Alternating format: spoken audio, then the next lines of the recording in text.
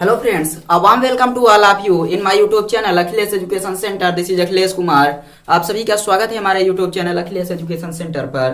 दोस्तों, आज हम लोग पढ़ने वाले हैं सेलों का संयोजन कक्षा 12 फिजिक्स में। जो अपना टॉपिक चल रहा था किरचॉफ का नियम तथा वैद्युत परिपथ में, अपना टॉपिक है आज सेलों का संयोजन। और आप लोगों को पिछले वीडियो में बताया जा चुका है कि हम लोग सेलों को 3 प्रकार से संयोजित करते हैं। एक सीरीज में यानी श्रेणी क्रम संयोजन, दूसरा समांतर क्रम संयोजन और तीसरा मिश्रित क्रम संयोजन। तो आज का जो अपना टॉपिक है वो यही है कि सेलों का संयोजन, और उसमें जो हम लोग सबसे पहले पढ़ेंगे वो है श्रेणी क्रम संयोजन। श्रेणी क्रम संयोजन मतलब अपन लोग को आज जो पढ़ना है सेलों का संयोजन, उसमें हम लोग सबसे पहले श्रेणी क्रम संयोजन पढ़ेंगे। तो आप लोग जानते हैं यहाँ पर हम लोग सबसे पहले अगर एक सेल का प्रतीक बनाएं तो कुछ इस प्रकार से हम लोग सेल के प्रतीक को बनाते थे। आप लोगों को याद है या आप लोग भूल चुके हैं इसको? तो इसी प्रकार से हम लोग कई सेल यहाँ पर जोड़ेंगे और सभी सेल को किस फॉर्म में जोड़ेंगे? तो सभी सेलों को हम लोग सीरीज के फॉर्म में जोड़ेंगे। यहाँ पर सीरीज मतलब श्रेणी क्रम में। कैसे होता है श्रेणी क्रम? तो पहले सेल का दूसरा सिरा दूसरे सेल के पहले भाग से, और तीसरे सेल का पहला सिरा दूसरे सेल के दूसरे भाग से, इसी क्रम में जोड़ते हुए हम लोग यहाँ श्रेणी क्रम में संयोजित करते हैं इन सेलों को। और उसके बाद फिर हम लोग यहाँ पर कुछ इस प्रकार से इस परिपथ को पूरा करते हैं। मतलब यहाँ पर जो सेल है, सेल नंबर 1, 2, 3 इसी क्रम में जुड़ता हुआ चला गया है। कितने सेल जुड़े हैं? तो n सेलों को जोड़ा गया है। सबसे पहले हम लोग मान लेते हैं कि श्रेणी क्रम में जुड़े सभी सेलों का वैद्युत वाहक बल E है। आप लोग सबसे पहले यही लिखेंगे, माना श्रेणी क्रम में जुड़े सभी सेलों का वैद्युत वाहक बल E है। माना श्रेणी क्रम में जुड़े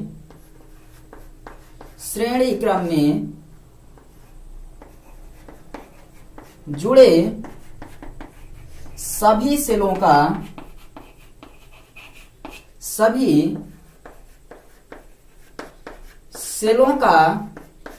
वैद्युत वाहक बल E है। सभी सेलों मतलब यहाँ पर प्रत्येक सेलों लिख दीजिए कि प्रत्येक सेल का वैद्युत वाहक बल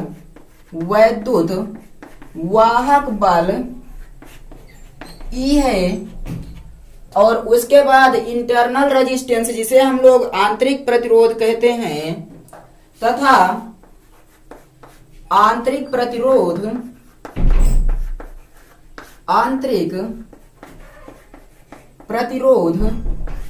स्मॉल r है। और जो यहाँ पर बाह्य प्रतिरोध जोड़ा गया है उसका मान कैपिटल R है। और बाह्य प्रतिरोध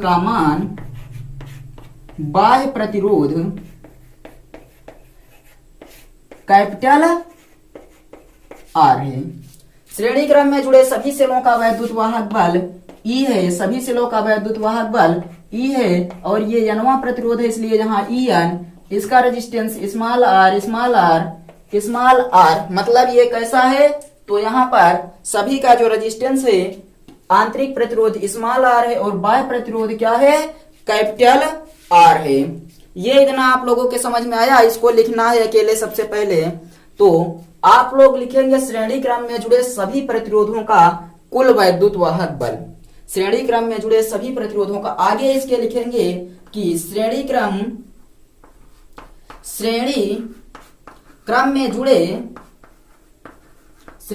में जुड़े सभी प्रतिरोधों का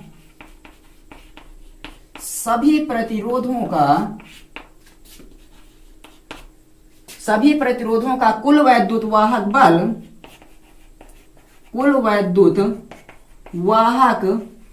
बल बराबर, सबको जोड़ेंगे कितनी बार? सभी E प्लस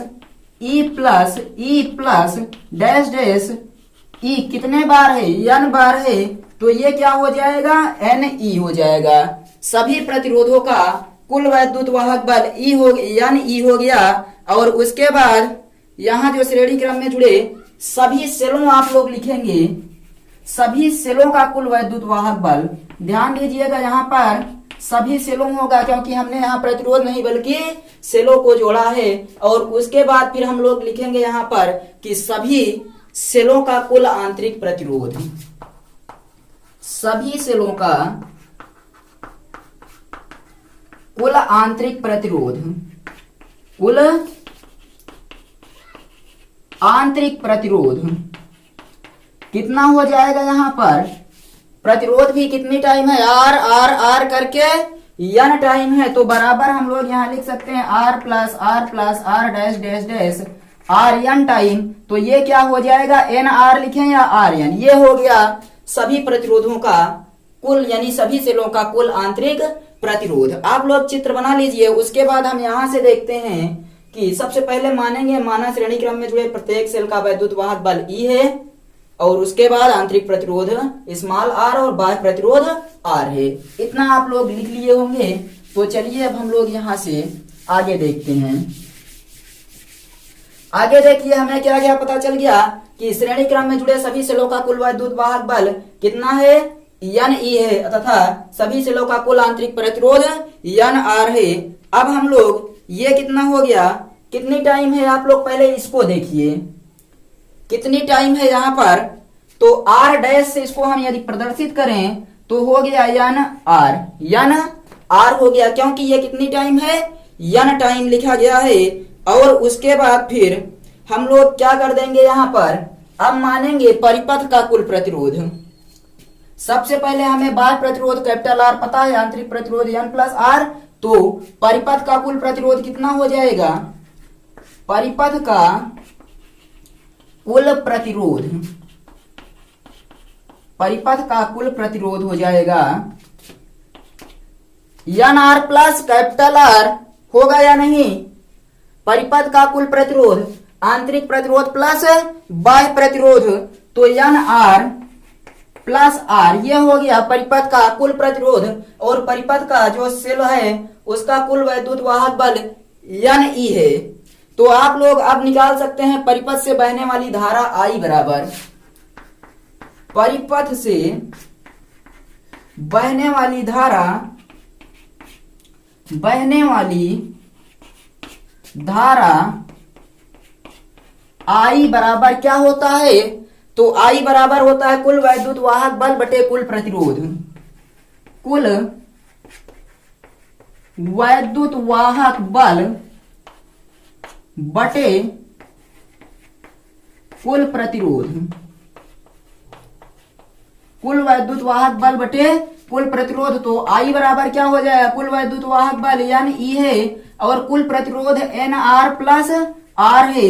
ये हमें इसका फार्मूला प्राप्त हो जाएगा, यानी परिपथ से बहने वाली धारा। जब परिपथ में सेलों को श्रेणी क्रम में जोड़ा जाएगा तब परिपथ से बहने वाली धारा का फार्मूला हो जाएगा आई बराबर N of E upon N R plus R हो जाएगा।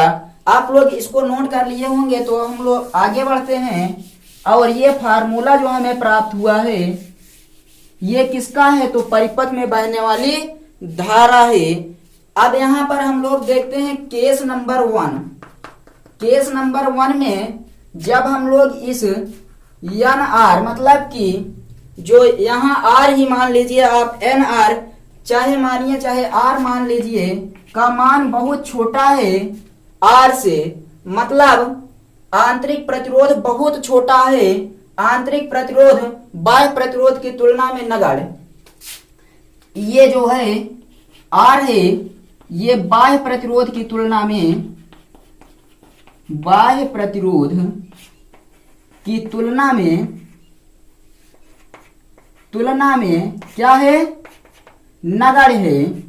जब हम लोग नगण्य मान लेंगे आंतरिक प्रतिरोध को बाह्य प्रतिरोध की तुलना में नगण्य, मतलब एन आर को हम लोग लगभग मान सकते हैं कि ये 0 है, तब हमें आई बराबर क्या प्राप्त हो जाएगा, एन ई अपान आर। मतलब हमें अधिकतम धारा प्राप्त करने के लिए हमें आंतरिक प्रतिरोध का मान 0 रखना होगा जब हम सेलों को श्रेणी क्रम में जोड़ते हैं। इसके कहने का मतलब है, इससे यह स्पष्ट होता है कि जब सभी सेलों का आंतरिक प्रतिरोध बाह्य प्रतिरोध की तुलना में नगण्य होता है। सभी सेलों का आंतरिक प्रतिरोध बाह्य प्रतिरोध की तुलना में नगण्य होता है, तो सेलों को श्रेणी क्रम में जोड़ने पर हमें धारा अधिक प्राप्त होती है। मतलब जितने सेलों को श्रेणी क्रम में जोड़ेंगे उतनी अधिक धारा प्राप्त होती चली जाएगी। मतलब कब ये होगा, जब आंतरिक प्रतिरोध बाह्य प्रतिरोध की तुलना में नगण्य होगा, तब हम श्रेणी क्रम में सेलों को जोड़कर अधिक धारा प्राप्त कर सकते हैं। केस नंबर 2 आ जाता है यहाँ पर। देखिए केस नंबर 2, केस 2 क्या होता है, तो केस नंबर 2 होता है कि यहाँ पर कैपिटल आर बहुत छोटा है एन आर की तुलना में, यानी कि बाह्य प्रतिरोध का मान नगण्य है आंतरिक प्रतिरोध की तुलना में। तब हम लोग क्या करेंगे, आर को हम लोग लगभग 0 मानकर छोड़ देंगे, तो हमें जो फार्मूला आई बराबर प्राप्त हो जाएगा वो हो जाएगा एन ई अपान एन और आर, एन से एन कैंसल, आई बराबर ई अपान आर हो जाएगा। मतलब यहाँ पर एन की वैल्यू हमें कुछ भी नहीं रखने को मिल रहा है, इसलिए हम श्रेणी क्रम में चाहे जितने सेलों को जोड़ देंगे हमें धारा उतनी ही प्राप्त होगी जितनी की एक सेल से धारा प्राप्त होगी। इसका मतलब क्या हुआ कि जब हम लोग सेल को देखते हैं कि सेल का आंतरिक प्रतिरोध बाह्य प्रतिरोध की तुलना में नगण्य है, तब हम सेलों को श्रेणी क्रम में जोड़कर अधिकतम धारा प्राप्त कर सकते हैं नंबर ऑफ सेल रखकर। और जब हम लोग देखते हैं कि सेल के बाह्य प्रतिरोध का मान आंतरिक प्रतिरोध की तुलना में क्या है, यहाँ ऐसे बना लीजिए कि जो बाह्य प्रतिरोध है वो आंतरिक प्रतिरोध की तुलना में नगण्य है, तब हमें सेल को श्रेणी क्रम में जोड़ने पर कोई भी धारा प्राप्त नहीं होगी, उतनी ही धारा प्राप्त होगी जितनी की एक सेल से धारा प्राप्त होगी। इसलिए जब सेलों का आंतरिक प्रतिरोध बाह्य प्रतिरोध की तुलना में नगण्य हो, तब हमें सेलों को श्रेणी क्रम में जोड़ना चाहिए। आप लोग इसको नोट कर लीजिए। केस नंबर 2 भी आप लोग को पता चल गया। अब हम लोग बढ़ते हैं अपने समांतर क्रम संयोजन में। आप लोग श्रेणी क्रम संयोजन समझ चुके होंगे, तो चलिए हम लोग अब चर्चा करते हैं सेलों के समांतर क्रम संयोजन पर। सेलों के समांतर क्रम संयोजन पर हम लोग चर्चा करते हैं, तो हम लोग इसमें भी वही मानेंगे जो कि उसमें माना गया था। क्या क्या माना गया था, वैद्युत वाहक बल EMF electromotive force of cell is E है, और जो इंटरनल रेजिस्टेंस है आंतरिक प्रतिरोध वो स्मॉल r है तथा बाह्य प्रतिरोध R है। आप लोग इसको लिखेंगे कि माना सेल का आंतरिक प्रतिरोध समांतर क्रम में जुड़े सेलों का आंतरिक प्रतिरोध स्मॉल r, बाह्य प्रतिरोध कैपिटल R, तथा यहाँ पर जो वैद्युत वाहक बल है वो E है। इतना हो गया। अब उसके बाद हम लोग यहाँ पर क्या करेंगे, समांतर क्रम में सेलों को जब हम जोड़ेंगे तो यहाँ पर हम लोग कुछ सेल बना लेते हैं। ये हो गया एक सेल, ये हो गया अपना दूसरा सेल, और ये हो गया अपना यनवा सेल। कौन सा सेल हो गया, यनवा। और आप लोग जानते हैं कि जब हम लोग समांतर क्रम में जोड़ते हैं तो सभी का एक सिरा जहां पर होता है, सभी सेलों का एक सिरा एक बिंदु पर तथा दूसरा सिरा दूसरे बिंदु पर, सभी सेलों का एक सिरा एक बिंदु पर तथा जो दूसरा सिरा है वो दूसरे बिंदु B पर है। और उसके बाद हम लोग यहाँ पर एक बाह्य प्रतिरोध लगा देते हैं जिसका मान है कैपिटल R। ये है कैपिटल R, और यहाँ पर हमने माना है कि सभी सेलों का कुल वैद्युत वाहक बल क्या है, E है। यहाँ पर E है, यहाँ पर E है, यहाँ पर भी E है। आंतरिक प्रतिरोध स्मॉल r है और बाह्य प्रतिरोध R है। इतना हमने माना था। अब क्या लिखेंगे, समांतर क्रम सीरीज में जुड़े, मतलब समांतर क्रम में जुड़े सभी सेलों का कुल विद्युत वाहक बल E है। आप लोगों को पता है कि समांतर क्रम में जुड़े सभी सेलों का कुल विद्युत वाहक बल E है। और उसके बाद सभी सेलों का कुल आंतरिक प्रतिरोध कितना है, तो हम लोग कुल आंतरिक प्रतिरोध सबसे पहले ज्ञात करते हैं। कुल आंतरिक प्रतिरोध कैसे ज्ञात करेंगे, 1/r dash is equal to 1/r1 या 1/r plus 1/r plus dash dash 1/r कितनी टाइम, n टाइम। 1/r' बराबर 1/r n या फिर nr। तो यहाँ कितना हो जाएगा बताइए आप लोग। ये n टाइम यहाँ पर है पूरा, तो ये ऊपर हो जाएगा n/r हो जाएगा। और आप लोग बताइए, अब हम यदि यहाँ से r' का मान निकालना चाहें तो r' का मान जो हमें प्राप्त होगा वो होगा r/n। ये है सभी सेलों का कुल आंतरिक प्रतिरोध। और कुल वैद्युत वाहक बल E है, कुल आंतरिक प्रतिरोध R और r/n प्राप्त हो गया। अब यहाँ पर लिखेंगे सभी सेलों का कुल प्रतिरोध कितना हो जाएगा। कुल प्रतिरोध बराबर बाह्य प्रतिरोध प्लस आंतरिक प्रतिरोध। बाह्य प्रतिरोध कितना है तो ये है यानी कि r/n plus r/n plus r हो गया कुल प्रतिरोध। अब बहने वाली धारा ज्ञात कीजिए। बहने वाली धारा, यदि परिपथ में बहने वाली धारा I हो, यदि धारा I हो तो I बराबर क्या होता है, कुल वैद्युत वाहक बल बटे कुल प्रतिरोध। कुल वैद्युत वाहक बल कितना है यहाँ पर E है, और कुल प्रतिरोध कितना है तो ये है कितना Rn plus R। Rn plus R इतना है। और आप लोग जब इसको सॉल्व करेंगे तो जो मान हमें प्राप्त होने वाला है वो है R plus NR by R plus NR by N। R plus NR by N। और उसके बाद फिर E/R/NR। सबसे पहले इसको सॉल्व कर लीजिए कि ये E ऊपर वाला है और इसका इसमें गुणा करके ये ऐसे लिख दिए हैं, तो ये बन जाएगा, क्या बनेगा अपना, तो ये बनेगा NE/R plus NR। NE/R plus NR ये हो जाएगा सेल से बहने वाली कुल धारा का मान। NE/R प्लस NR ये हो गया समांतर क्रम संयोजन में जुड़े सेलों से बहने वाली कुल धारा। इतना आ गया। अब यहाँ पर भी हम लोग दो केसों का अध्ययन करेंगे, केस नंबर 1 और केस नंबर 2। आप लोग इतना नोट कर लीजिए कि आंतरिक प्रतिरोध इतना है, कुल प्रतिरोध निकाल लिए, धारा आई है तो कुल वैद्युत वाहक बल बटे कुल धारा मतलब कुल प्रतिरोध। उसके बाद ज्ञात किए तो हमें धारा ज्ञात हुई है, धारा ज्ञात हो गई है। अब हम लोग अपने केस नंबर 1 पर चलते हैं।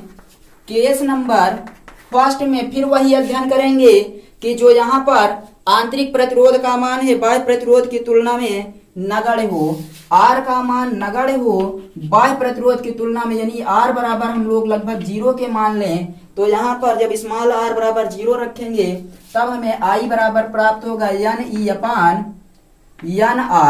ये कट जाएगा, I बराबर E/R प्राप्त हो जाएगा। इसके कहने का मतलब ये है कि जब हम देखते हैं कि सभी सेलों समांतर क्रम में जुड़े सभी सेलों के जो आंतरिक प्रतिरोध हैं उसका मान बाह्य प्रतिरोध की तुलना में लगभग नगण्य है, तो हमें समांतर क्रम संयोजन में जोड़ने से सेलों से धारा प्राप्ति अधिक नहीं होगी, मतलब कि अधिक लाभ नहीं होगा। केस नंबर 2 में देखिए, जब हम लोग कैपिटल R को बहुत छोटा मान लेते हैं स्मॉल r से, मतलब इसको लगभग नगण्य मान लेते हैं कि ये नगण्य है, तब यहाँ पर मान रखेंगे तो I बराबर कितना प्राप्त हो जाएगा NE/R plus N into R का मान 0 हो जाएगा, तो NE/R प्राप्त हो जाएगा। मतलब यहाँ N की वैल्यू प्राप्त हुई, तो N क्या है, नंबर ऑफ सेल है, मतलब जितने अधिक सेल जोड़ेंगे उतनी अधिक धारा प्राप्त होगी। जितने अधिक सेल जोड़ेंगे कब, तो दो केसेस हैं यहाँ पर। सबसे पहला केस है कि जब आंतरिक प्रतिरोध बाह्य प्रतिरोध की तुलना में नगण्य होता है तो समांतर क्रम संयोजन में सेलों को जोड़ने से हमें अधिक धारा की प्राप्ति नहीं होती है, धारा उतनी ही प्राप्त होगी जितना कि एक सेल के द्वारा। और जब हम लोग देखते हैं कि यहाँ पर आंतरिक प्रतिरोध जो है बाह्य प्रतिरोध की तुलना में बहुत बड़ा है, मतलब बाह्य प्रतिरोध लगभग नगण्य के बराबर है, तब हम लोग इसको समांतर क्रम में जोड़ देते हैं और हमें अधिक से अधिक धारा प्राप्ति हो जाती है। तो आप लोग नोट कर लीजिए कि जब हमें श्रेणी क्रम में जुड़े हों प्रतिरोध और अधिक धारा प्राप्त करना हो तो हमें प्रतिरोधों को क्या करना पड़ेगा, वहां पर देखेंगे श्रेणी क्रम में जब हमें अधिक धारा प्राप्त करना हो तो हमने क्या देखा था, दो केसेस उसमें भी पढ़े थे। एक था जब हमें आंतरिक प्रतिरोध बाह्य प्रतिरोध की तुलना में नगण्य होता है, आंतरिक प्रतिरोध बाह्य प्रतिरोध की तुलना में नगण्य होगा, तब श्रेणी क्रम में जुड़े सेलों से अधिक धारा प्राप्त होगी।